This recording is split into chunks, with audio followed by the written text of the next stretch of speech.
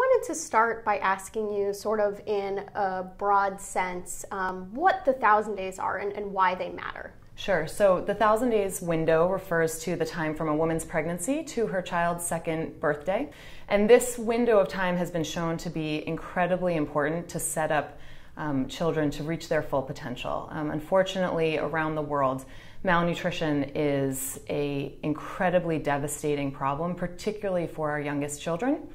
And what we've found and what science has shown is that if we can improve nutrition for pregnant women and for our youngest children under the age of 2 in particular, we can set them up to not only survive, but also thrive. What are some of the implications? I know that there's implications down the road for educational achievement and economic productivity. So talk to me a little bit about what some of the long-term implications, what sort of the broader development impacts could be if we're really able to make a significant change in nutrition in those first 1,000 days. That's right. I mean, improving nutrition is not necessarily just for nutrition's sake.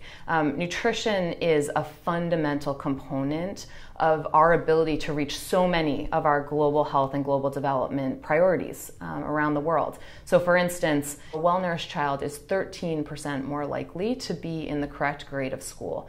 So we know that good nutrition is critical to boost immune systems to prevent the devastating effects of diseases like malaria and tuberculosis.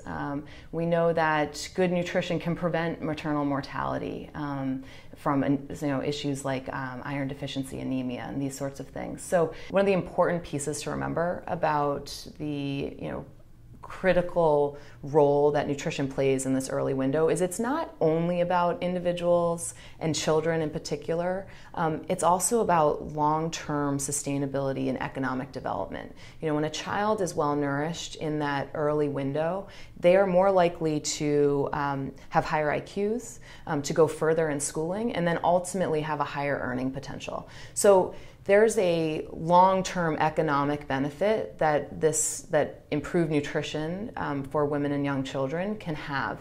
And we know, for instance, that good nutrition can help improve a country's GDP by up to 11%. So these are real numbers. Good nutrition is a fundamental component of our ability to reach many of the MDGs, quite frankly. And even as we look past the 2015 deadline for the first set of MDGs, looking ahead at a world where every woman and child is nourished to reach their full potential. As you're looking at putting together that coalition of people, is the private sector a part of that? The private sector definitely is a part of it. Entirely. I think you look at something like Nutrition for Growth, which was a major moment last summer when 90 organizations, from governments to civil society to businesses, were making financial pledges to help us reduce malnutrition worldwide. They have a critical role to play, and many companies are stepping up and realizing that this is about future economies. This is about sustainable, resilient, populations who, quite frankly, make up our workforce. They make up consumer bases. This is not simply about humanitarian needs. This is about economic development, similarly.